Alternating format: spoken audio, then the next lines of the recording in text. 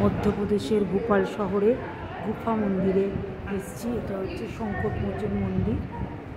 হনুমানজি, রাম, সীতা, লক্ষ্মণ। এটা গুফা মন্দির বলে। এই যে গুহার মধ্যে, এটা হচ্ছে শিব মন্দির। গুহার মধ্যে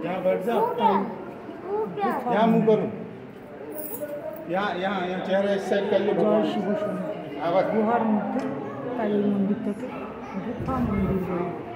গুফা মন্দিরের বাইরেটাও আমি দেখাবো। মধ্যপ্রদেশের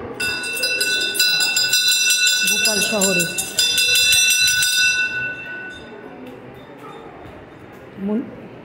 মন্দিরে 72টা সিঁড়ি। এই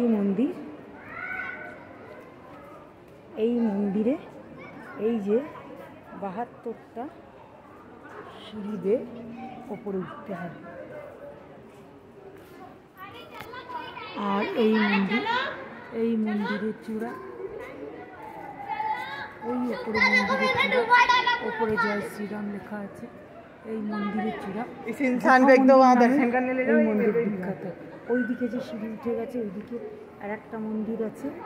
এই ভেতরে দেখে আসলাম রাম, সীতা, লক্ষ্মণ। আর এই সিঁড়ি দিয়ে ওঠা নামা, যদিও লিফটের ব্যবস্থা হয়েছে, আমি লিফট দিয়ে উঠেছি। 72টা সিঁড়ি। এই মন্দির চত্বর। এইদিকে বিষ্ণু, নারায়ণ। এই আবার গুহার মধ্যে শিব শম্ভু মূর্তি দেখতে পাচ্ছি গুহার মধ্যে। তাই এই মন্দিরটা গুফা মন্দিরই বলে। এই গুহার মধ্যে শিব শম্ভু। এই ভগবান শ্রী পরশুনাথ মন্দির। লেখাটা আটকা পড়ে যাচ্ছে, ভগবান শ্রী পরশুনাথ মন্দির।